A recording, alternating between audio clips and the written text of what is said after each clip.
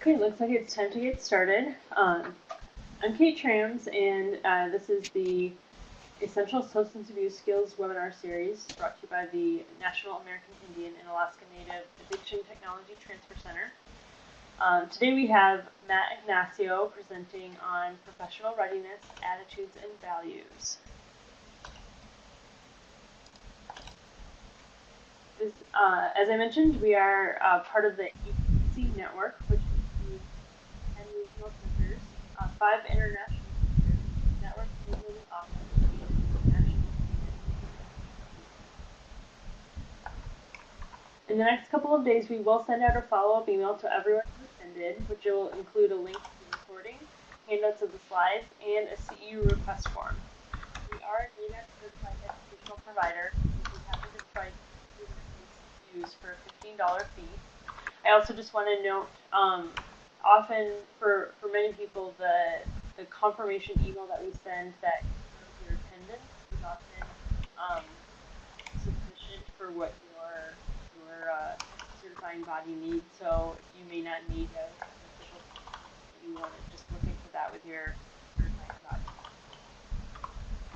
Immediately following today's webinar, you will be redirected to our GIPRA evaluation. This survey takes just 2 minutes to complete and will ask satisfaction with content. This feedback is critical to our future work, and we value your opinion, and we would greatly appreciate your time in sharing your thoughts with us. So please, if you happen to miss that as we close out today, the link will also be included in the email that we sent you. Just so you know, you will be muted for the duration of this webinar, so you can use the chat pod to share your questions and comments, and we'll address questions at appropriate points during the presentation.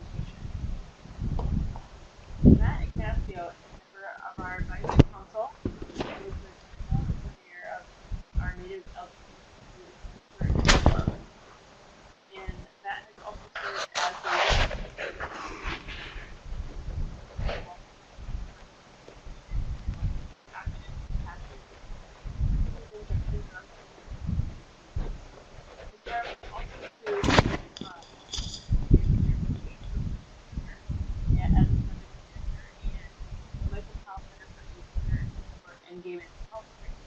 the first and largest AIDS services organization.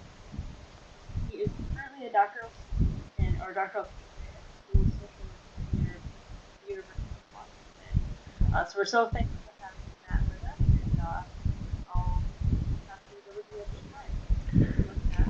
this time. Great, thank you. Can you hear me? Yeah, sounds good. Okay, great. Good morning, everybody. Skuksadam, Skuktash. Anya Apjigat, Matt Ignacio, and I'm a member of the Tahanaata Nation, which is a tribal nation located in what is known as Southern Arizona. Currently, I am coming at you live from Seattle, Washington. The weather is a little gray today. I know that sounds very stereotypical, but it's just, it's been sunny and warm this last couple of weeks, so it's a beautiful day here in Washington. I hope wherever you are, you're having a good morning, good start to your day too. All right, let's begin. I'd also just like to quickly give a shout out to Antonio Osif, who's on the call today, and who actually was one of the contributors and writers, co-authors of the document that Kate was speaking of, working with compassion, action, and healing, addressing addiction drug users in Native communities. And so I just wanted to say what up. This presentation today will begin with talking about our values and the values that guide our work. We'll look at some cultural considerations in doing this work, some steps around building trust, steps to engage folks into care. We'll take a look at supervision, whether it be clinical, administrative supervision, the supports you need to get to do the work you need to do. And lastly, we'll talk about some stress management and self-care. Not to deprioritize that or put that last. Very often I say to folks that should be first, that you start your day with self-care, and then you're able to do the work that you need to do. So, what are the standards? I mean, think about it. Think about this for a moment in your own work, in your own life, in your own practice. What are the standards of care that guide your work? So, you might ask yourselves, where are my knowledge and skills best used? Am I getting the support I need to help the people we serve? Do my individual practice standards and values conflict with the organization's expectations, right?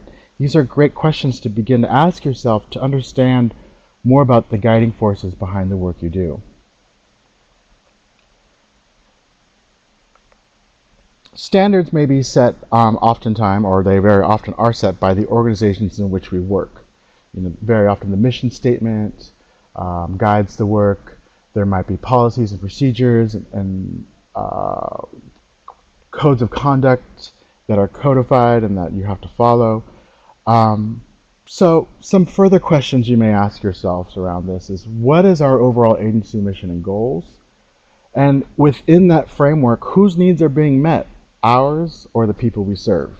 That last question's a wonderful question to think about in terms of how you design your programs. Are you designing programs to meet the staff's needs around time and vacation time and hours of operation, or are you scheduling your time to meet the needs of the clients in the community? Certainly we can improve upon our services to meet our clients' needs for sure.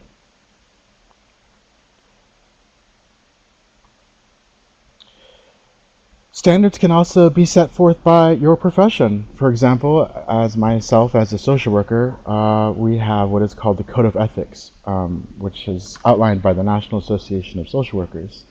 And the profession articulates its basic values, ethical principles, and ethical standards to guide social worker conduct. For example, there's a commitment to patients to promote the well-being and general focus. Patients' interests come first, right? So also another value is self-determination, having respect and promoting the right of the folks we work with to make decisions for their own lives. And certainly this term around cultural competence and social diversity, really what that's getting at is seeking to understand the nature of social diversity and oppression with respect to race, ethnicity, national origin, color, sex, sexual orientation, gender identity and expression, your age, your marital status, your beliefs, your religion, your immigration status, mental, physical abilities, and disabilities. This is kind of where the intersection of where our work very often is centered because of the folks we work with in the communities that are marginalized, very often invisible, and definitely needing a voice of advocacy. Let's talk a little bit more about culture. The word culture describes the integrated patterns of human behavior and can include your thoughts, the way you communicate, the types of action steps you take, the customs you follow, and the beliefs and values that inform those customs, and the institutions of a racial, ethnic, religious, or social group, right? Those are all sort of this kind of dominant understanding of what culture is. This specifically comes from standards of practice from the National Association of Social Workers. Whoops, 1 second here.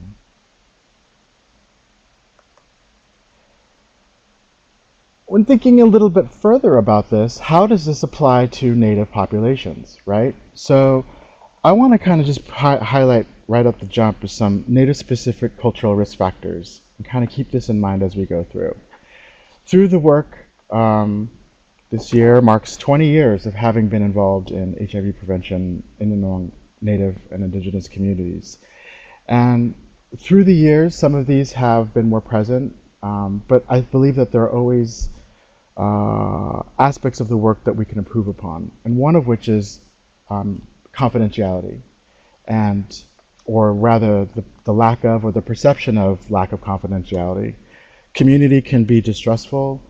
Community is distrustful of, say, someone like me as a stranger coming in, asking questions about risk, about drug and alcohol use, around sexual behavior. Those are very personal, private topics, and who's to say that somebody can just come to me as a stranger and share all that information? And and feel comfortable and trustworthy in doing that if you're not feeling trustworthy yourselves as a client. Put yourself in their shoes, right? So just to be mindful of confidentiality is an important point.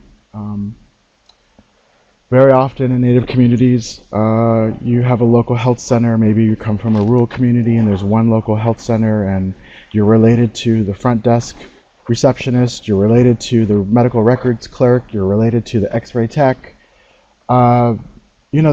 That's a very distrusting environment to share very intimate details because your information may get out there.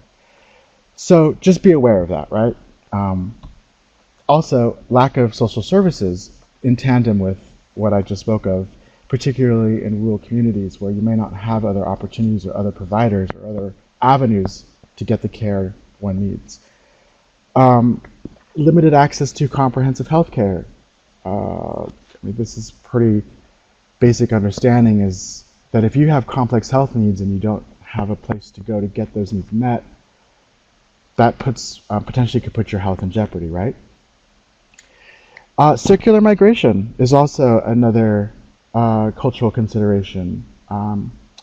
Circular migration meaning, as an O'odham person who lives in Tucson, also lives in Seattle, I'm here for school, but I'm going home in 2 weeks to be with my family for a little bit, but then I'll come back here to do some more work over the summer. It's this sort of back and forth. The need to be in two places at once is kind of how I see it, and to be mindful of that, and that's that migrating in a circular way. Considering unresolved traumas, whether they be historical or contemporary. Folks may have had traumatic experiences in their lives. Folks may have grown up in communities where there have been traumatic experiences in those communities, right? And that all impacts and influences our health outcomes. And certainly not minimizing white supremacy, not minimizing homophobia, transphobia, biphobia, two-spirit phobias, that these are all cultural risk factors that we need to be mindful of. So what comes to mind when you think of cultural competency? I mean, if we were in a room, I would ask, how many of you have ever attended, quote unquote, a cultural competency training for work? And I'm sure many of you would raise your hands. And so let's unpack that for a little bit. Here's a quote by Enrique Bihar. Diversity is anything that's different. It goes beyond race and ethnicity to different ways of thinking, doing, and behaving. We take an approach that enables people to understand, respect, and appreciate differences. When they do this, they are able to work with other people on their terms, and other people are able to work with them.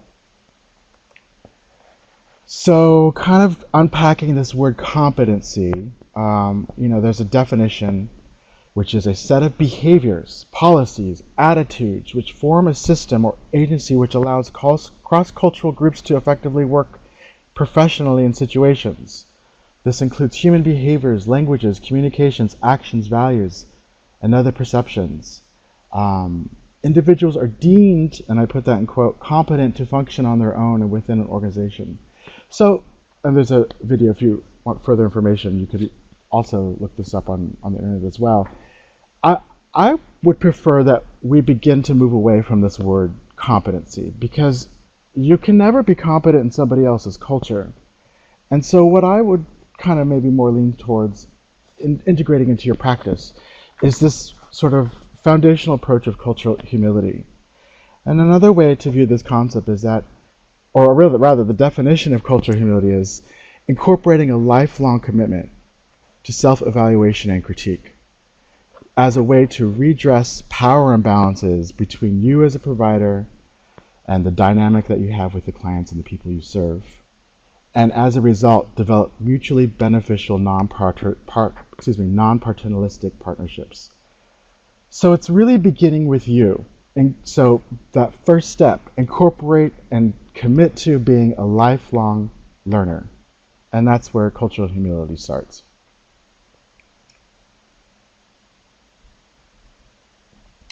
Some key distinctions apart from cultural competency are that, as I said initially, that cultural humility acknowledges that we can never truly be competent, in quotes, in another culture. right? For as long as we live, we can never truly understand what it's like to live in other people's experiences, which requires a simultaneous process of us all to have an ongoing self-reflection and commitment to this lifelong learning process, myself included. And again, works to redress those power imbalances. So cultural humility emerged out of the nursing profession, in that between patients and nurses and providers, and you all know what it's like to be intimidated or to feel nervous or to feel unprepared when you walk into a doctor's office and it's maybe a tense situation, right? Cultural humility comes in and says, wait a second, let's level the playing field here, let's level the power in the room and go from there. An anonymous quote as I'd like to share, is once you understand and appreciate other people's cultural backgrounds, then you can also connect with them more. And that is true. And kind of looking a little bit more into other cultural considerations, right now, currently as of 2019, there are 573 federally recognized tribes, and 231 of those are tribal communities in Alaska, which is wonderful to hear. And so how do we begin to build trust with the sheer diversity of Native folks living across the continental United States, Indigenous folks living in Alaska, Indigenous folks living in Hawaii, Indigenous folks living up in Canada, and below us in Mexico, right? So building that trust. More specifically, restoring trust is really what the title of this slide should say. And it's a cornerstone. Building that trust is a cornerstone for any communities that we work with, right? And for me, it begins with having a non-judgmental approach, that there are no right or wrong answers in getting to know somebody, setting aside your professional and personal biases.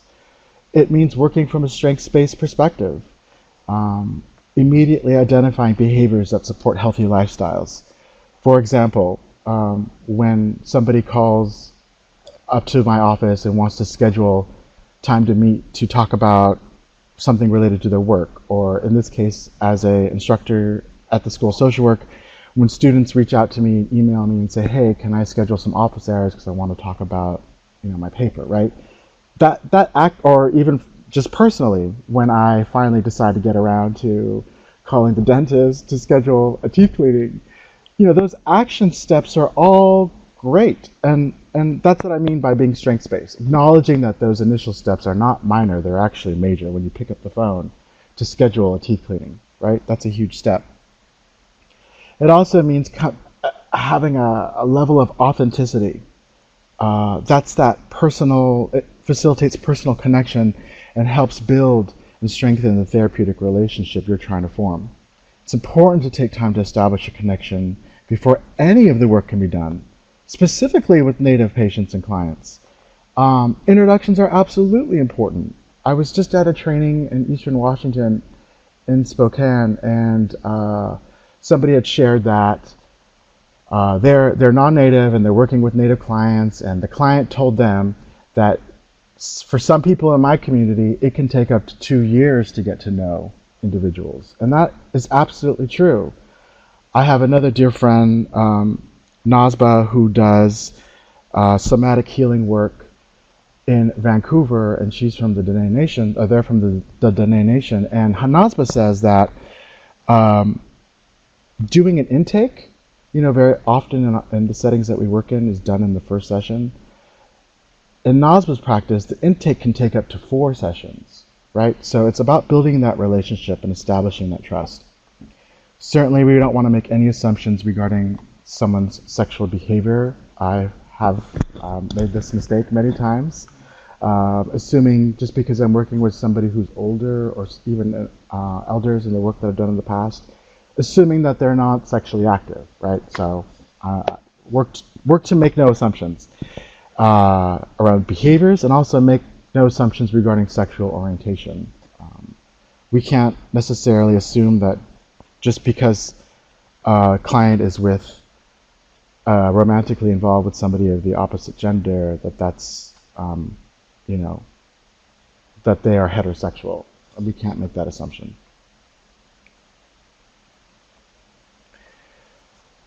when actually, taking some steps to engage folks into care and engage folks into their health and wellness journey, it's pretty nice if you're able to supply nutritious snacks at your desk, bag of apples, bag of oranges.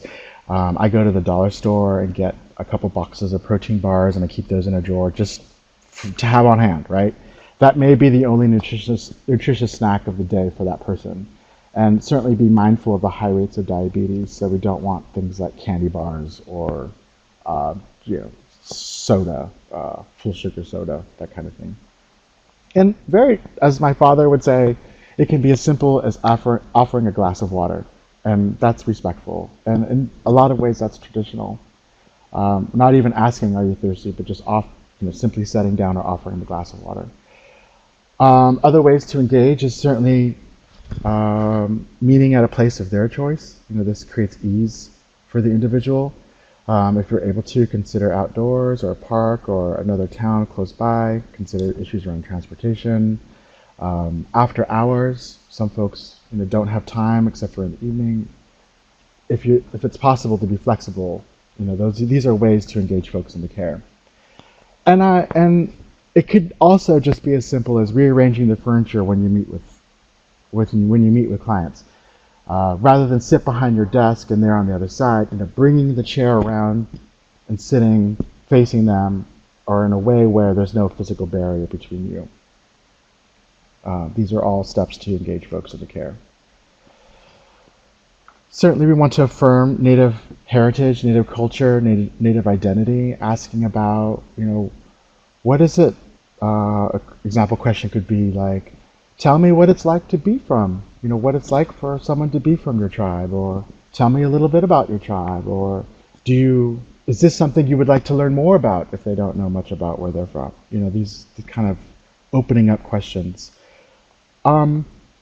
If the folks you're working with are utilizing supportive family and connections, find a way to kind of, I wouldn't say bring them into care, but just keep that in your mind, because that's kind of like the safety cushion, the safety net for the work you're doing, is that knowing that the individual you're working with has other folks that they can turn to for care, right? And certainly if that doesn't exist for the person you're working with, to begin to identify who those folks are.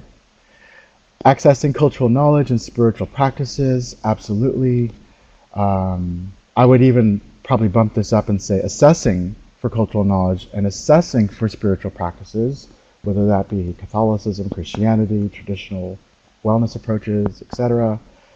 And also providing incentives, which can be a little controversial. And by that I mean, a $10 Walmart card to come in to get tested for HIV. That's what I mean, incentivizing.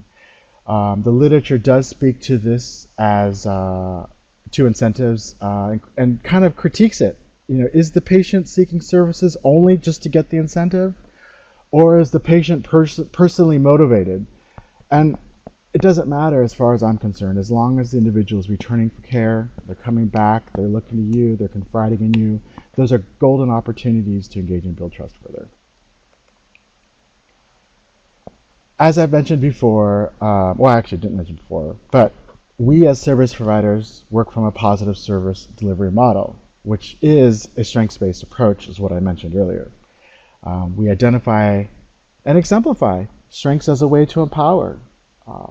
Example of that is me being on time when I say I'm going to be somewhere on time. And that doesn't mean when I'm working with clients, that means me when I'm having a meeting with my boss, or meeting with an advisory group, or meeting with students. Keeping my game and my practice on point and sharp, and as a way to exemplify, right?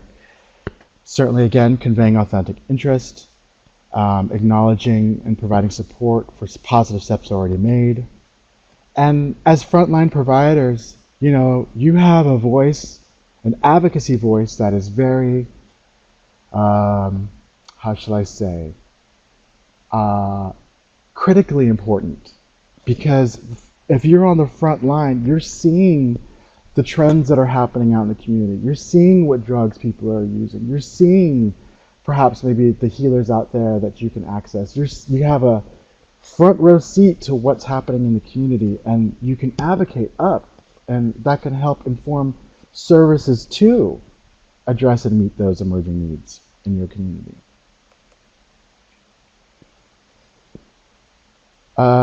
So kind of along the same lines is, again, of whose needs are being met, specifically thinking about our organizations and the environments that we work in. You know, our office could be located in an area where community does not go. You know, that's a challenge to build trust. There could be complex organizational intake processes, barriers, and steps to getting services. You know, that's going to get in the way of building trust. Specifically, intake forms themselves do not reflect diverse patients in the community. It's not uncommon this day and age to see intake forms that have gender, male, female, period, and folks are left to choose one or the other. I mean, in 2019, we can pull up that Word document at the receptionist's desk and add a couple more lines to that, right? So thinking along those lines as well, right? And implementation of programs where providers do not reflect the community served. You know, the providers who may be not getting the support they need, the training they need, the assistance they need, you know, that is all going to have impacts around building trust and engaging folks in care. Some other barriers can include your own biases. You know, be mindful of what triggers you, what sets you off. Begin to unpack that, right? Understanding that we do come from a world where there's limited resources to address the needs that we need to get addressed. But we're creative people, so we can work around that one, right? Certainly around lack of funding, you know, there's ways that we can partner with other programs and other entities, because it's what we've done, it's what we've always done. Working and managing unrealistic timeframes. You know, you've got 6 months left in your grant, but you've got 17 different deliverables. You know, how are you going to get all this work done? And certainly there could be other barriers to building trust. As I mentioned earlier, this issue of confidentiality, drug use, sexual behaviors, sexual identities, gender identities can be and are often highly stigmatized within Native communities. These are very private, personal topics of discussion. So it is critical we maintain the highest level of confidentiality if we're serious about improving the quality of life for all people. And Native people may have had personal family experience with breaches of confidentiality. So whoops, 1 second. Getting a little too excited about confidentiality here. I think it's important to take the time to walk people through the steps of what confidentiality means at your place of employment. What does double locked cabinet mean? What does that mean to a patient? What is, quote unquote, on a need to know basis? You know, if you have to share their information with somebody else on staff on a need to know basis, what does that mean? Understanding what breach is, maybe having that conversation with folks, and talking about disclosure, and kind of really breaking it down so folks get an education, and they also, you're demonstrating a level of care going above and beyond, I believe. So it's great. As I've been saying, trust impacts the quality of care. So when there is a high level of trust, there's a high quality healthcare team, which reduces the need for patient referrals elsewhere because people come back for their test results, come back for their care, right?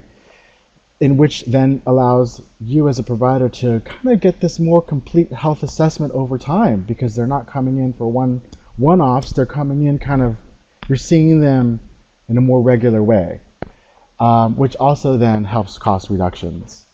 You're not having to perform an intake every single time someone comes in or returns after a period of absence. One of the biggest mistakes we make is assuming that other people think the way we think. That is very true. So let's take a look at Matt Ignacio's steps to engaging Native folks into care. These are the 5 steps. I've talked about these before. These are just things that I've kind of picked up along the way and kind of informed by the way I was raised, I guess. And I'll walk through each of these individually. So step 1 is having this knowledge of Native-centric worldviews. Many Native people do not conceptualize themselves as most important. Native folks often conceptualize the world based upon their membership to a community. So I will say I said my name this morning, and immediately after I let you know what tribe I was from. They're almost synonymous. I can't necessarily share one without the other. And self may be secondary to family and community, right? And that's important when it pertains to health needs, is that self may become secondary to family and community needs. And it's also important to understand that the word family, can include others than just blood relatives.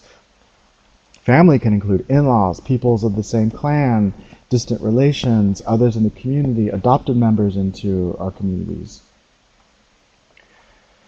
In contrast, most medical models focus on the individual, not the community. So we kind of have a little disconnect there. Furthermore, stigmatized health concerns can call attention to families or communities and create shame-based discrimination. Certainly, I saw this happen in the late 90s and early 2000s with HIV. And HIV, I believe, is still a very highly stigmatized disease. But think about drug use or folks who inject drugs. There's highly shame-based discrimination and stigma that occurs. Kind of closing out step 1 is the importance of modesty and nonverbal communication that many Native folks embrace. Step 2, understanding the roles of Western medicine. For many Native people, Western medicine has ties to historic, painful, traumatic experiences. More recently, even as of the 1970s, IHS conducting sterilization among Native women. That wasn't too that long ago. Medical models can also be tied to other non-Native experiences. So what I mean by that is we all represent the bureaucracy, whether we like it or not, whether we're from the community or not. We are paid employees of a bureaucracy. And therefore, some folks may categorize us all in one kind of colonial box, if you will, that involves policy around reservations, exploitation, extraction of natural resources, and certainly government relocation acts of the 1960s, right? To be mindful of this is a way to be able to then engage folks respectfully. Furthermore, we also need to mention, or I feel it's important to just highlight that boarding school experiences are not that far in the distant past, where the intent was to kill the Indian out of the individual to save the man, right? And as providers with the best intentions, it's important to be mindful the barriers to care that may run deeper than what we actually see. And that's an important point. Step 3 is providing formal introductions. As Native people, we are accustomed to explaining our membership within a given community, as I had mentioned, specifically as it pertains to other Indigenous folks. So I think explaining your role within the agency or within your community can be helpful. Explain where you're from, if you've worked with other Native communities, if you haven't had any experience. This is all part of taking that time to establish that connection before any other work can be done. Professionalism discourages personal interaction. This is not the time to boast about your certifications and the degrees and the colleges you went to. This is not the time to talk about your title or your promotions at work or certainly your salary. We want to have a human interaction, person to person, right? I believe that shaking hands is necessary. At least that's the way I was raised. And if it wasn't highlighted enough, small talk is a great way to gather information about the individual you're working with. Step 4 is this piece around explaining confidentiality, which I kind of have mentioned previously, is that it's important to kind of break down how confidentiality is protected at the place where you work. How am I doing on time? Okay.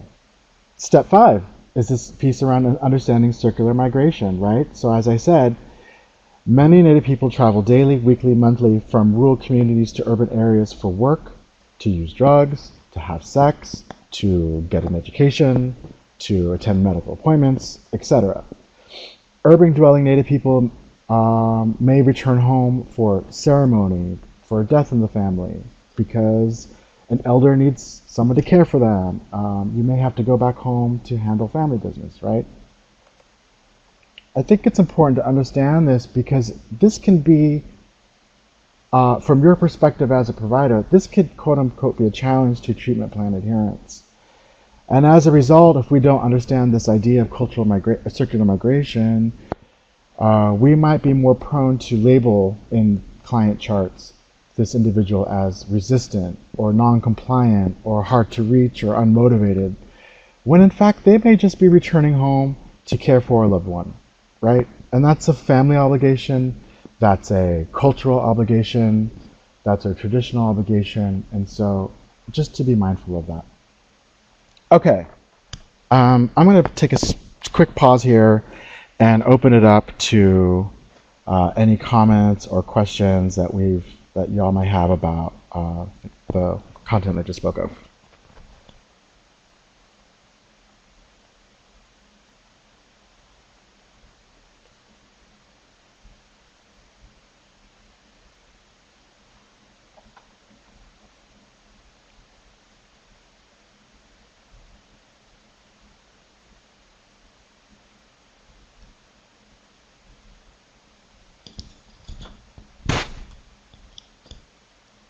I see. Okay, great. So I'm going to continue. Thank you, Steve.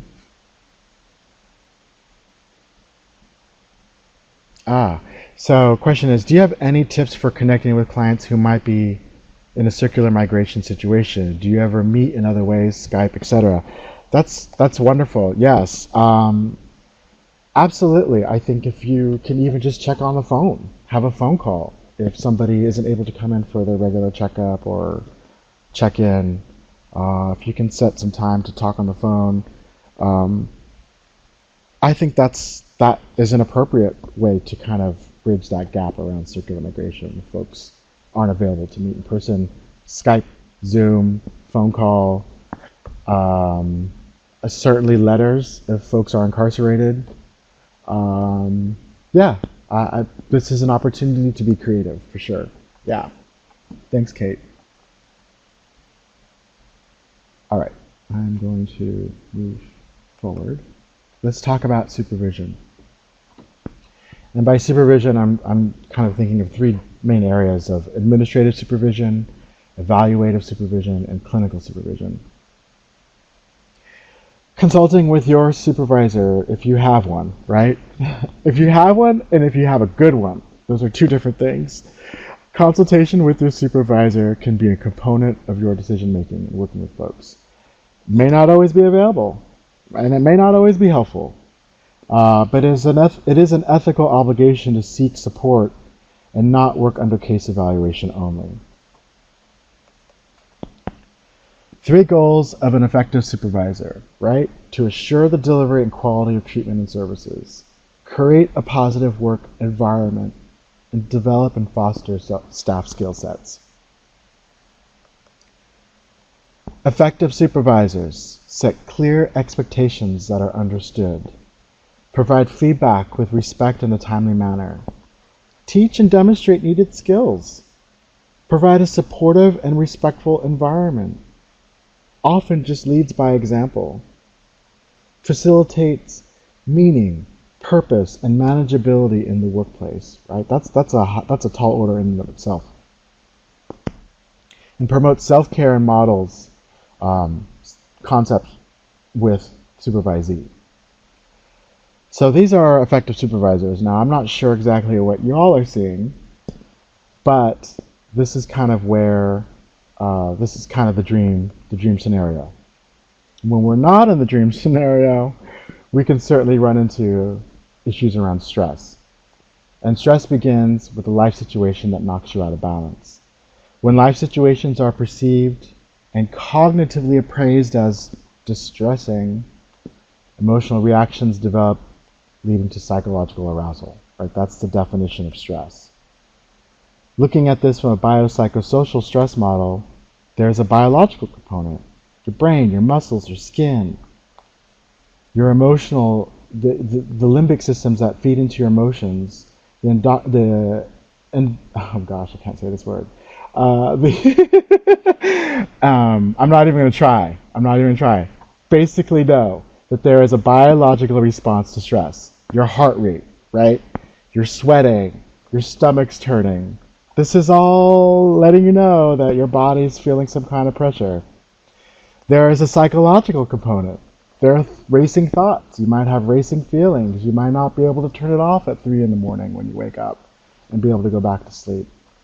And there's sociological, social aspects to stress, the surrounding environment, the noise, the lights, the crowds, all of that can certainly be part of a stressful experience.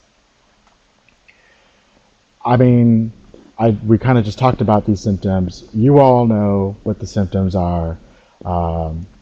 Certainly if I'm assessing somebody's stress level and I'm hearing about changes in their diet or changes in their sleep, I'm certainly going to focus in on more what they're saying. Changes to your diet, changes to your sleep patterns, that's disruptive. So that should be red flags for you as well when working with folks. When you hear folks describe this, something's going on that we might need to examine a little closer in their lives.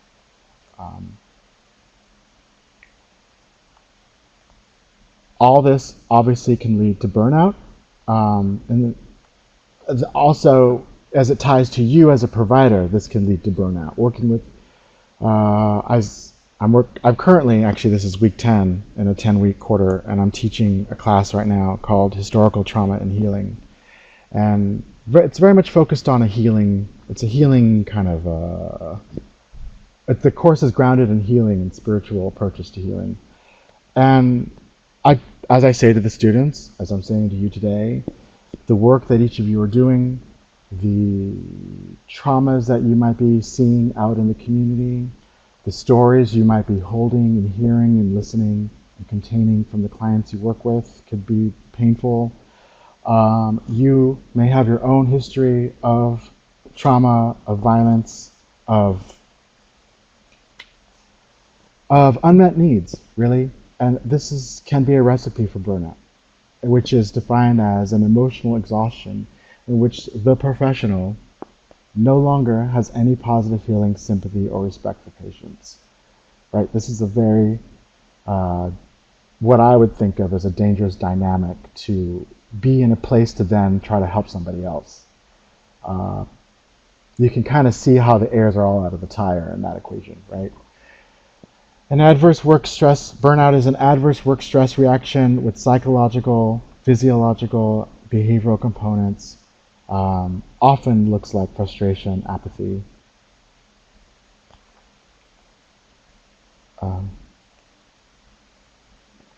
There are several stages of burnout that we should be mindful of.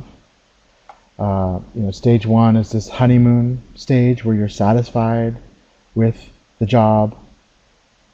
Stage 2 is sort of like fatigue is setting in.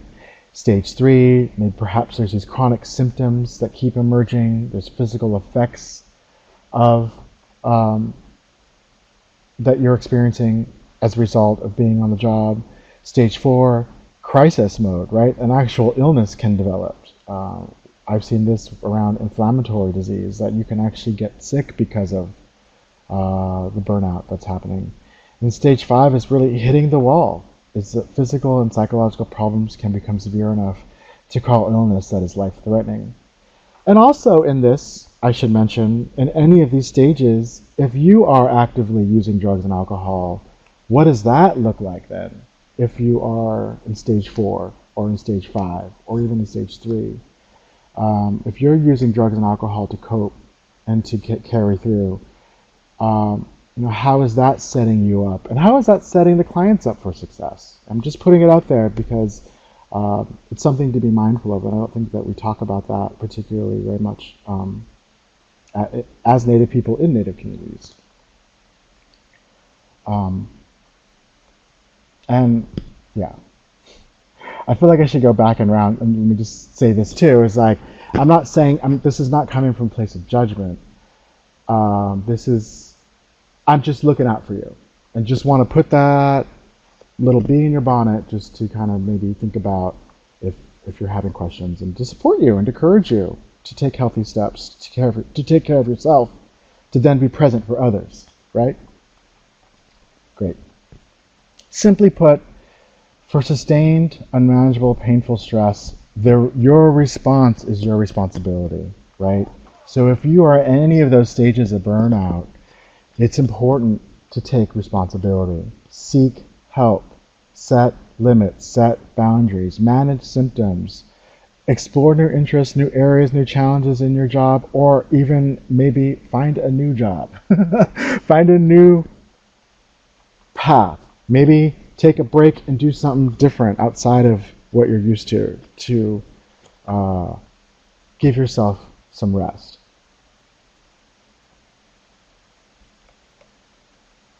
As Steve is saying, self-care is the ultimate gift to the patients.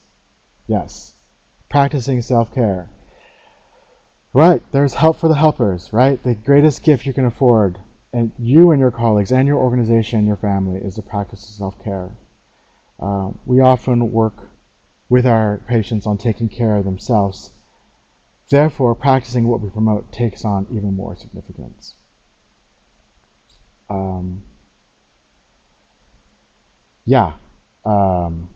I'm just thinking of students right now in the class where we have them journal at the end of every class. I have them write on the same prompt, and the prompt is, how do you hold space for difficult emotions when you want to be present for somebody else?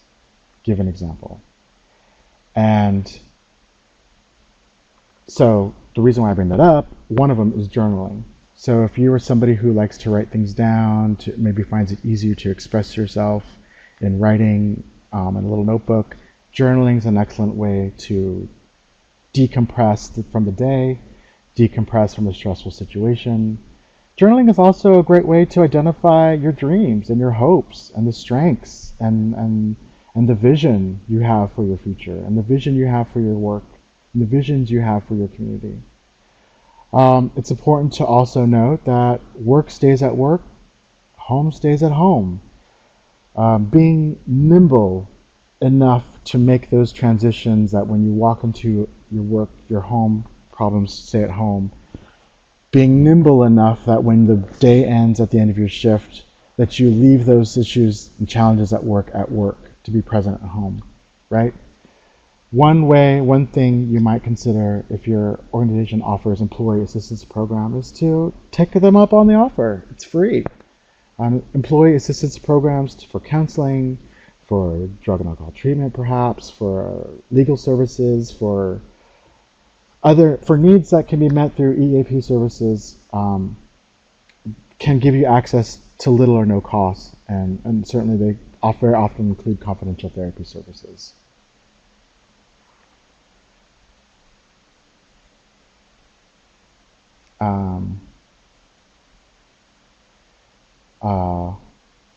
Karina Salt says, can I get a copy of the session? Very interesting what I'm listening, especially practicing self-care. Yes, I believe Kate will get there is a recording. Looking at stress management.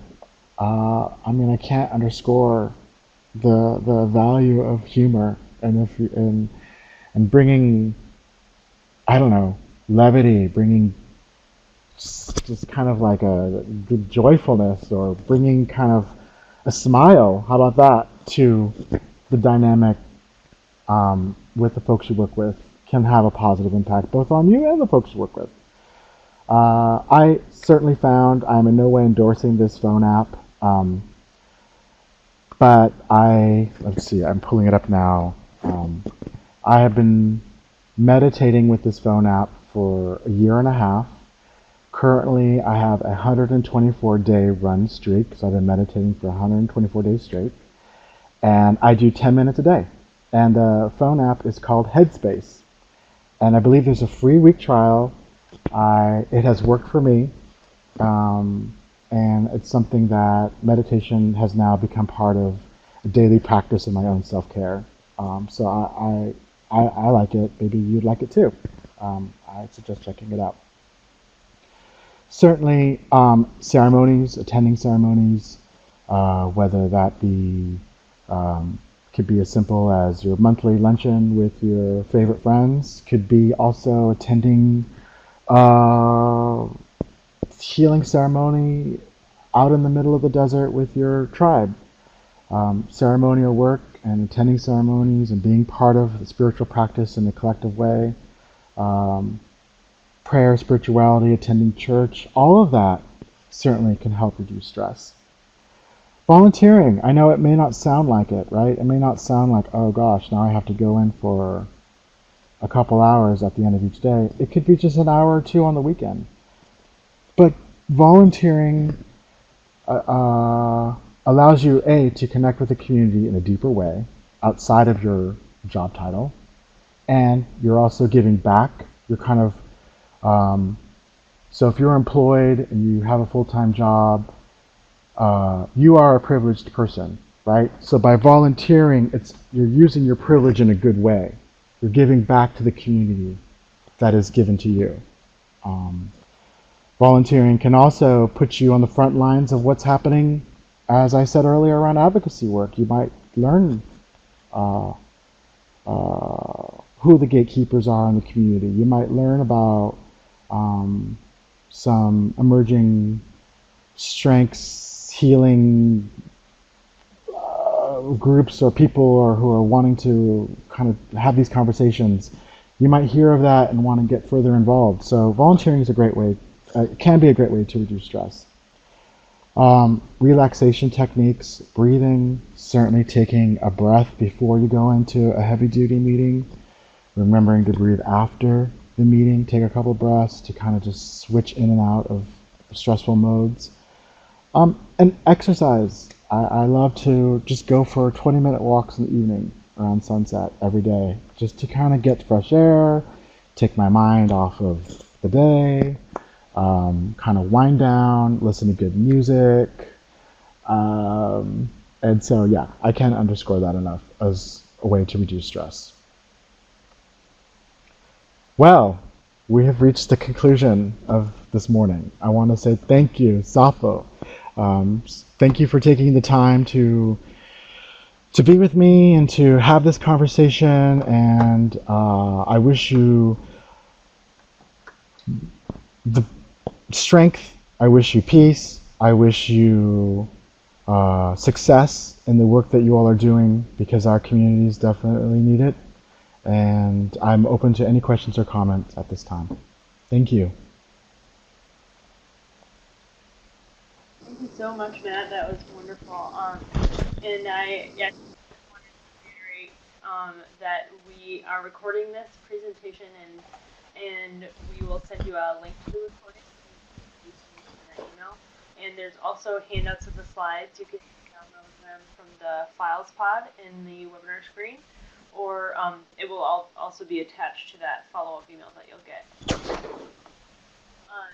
Looks like a couple other people are typing, but while they're submitting questions and comments, Matt, I wonder if you could give me some advice about, some of the self-care stuff. Thinking of, I know I fall into this trap, and I'm sure people in these helping professions fall into the trap of just, like overcommitting themselves. I'm wondering if you have advice about that, of how to figure out a good balance for you of, like, being able to to create space for each of the things that you need in your life to Yeah. have that balance. Yeah.